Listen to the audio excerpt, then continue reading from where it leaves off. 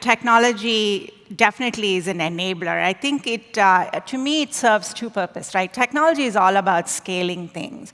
Whereas I think about art, and I'm an artist as well, I paint, art is very personal and evokes emotion. And I think the future is really going to be how do we bring these two worlds together. If you think about how quickly technology is really touching all of us, two things are happening. It's the scale. You mentioned that by 2020, our research says we'll have 50 billion connected devices. That number, just to put it in perspective, today is about 10 billion. And in 1984, if you were using technology at the time, that number was 1,000 devices. So it's really increased in a dramatic way. But more important than that is that our estimate is only about 0.6% of what we can connect is connected today. So 99.4% of the world, objects and people are still unconnected. So we talk about, imagine the world when 99% of our physical world wakes up and is intelligent. I think it really is profound to think about that.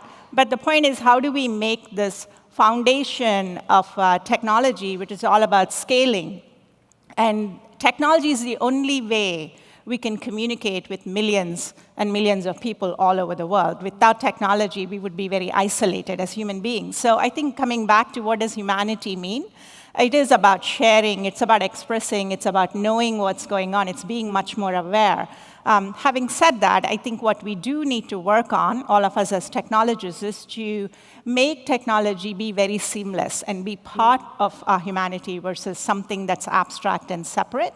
And that's a very complex thing to do. We just heard about in the earlier panel about how the brain works and how young people, they talked about how young people think about technology. And our research says that college students, 2/3 of college graduates, and this is global data, would rather have access to the internet than have a car. And so it is really the notion of how embedded this is going to become in all our future. That's fascinating. And also, we estimate, you mentioned 19 billion, it's actually $19 trillion of value in all our businesses, no matter which industry we're in, media, education, healthcare, manufacturing, retail.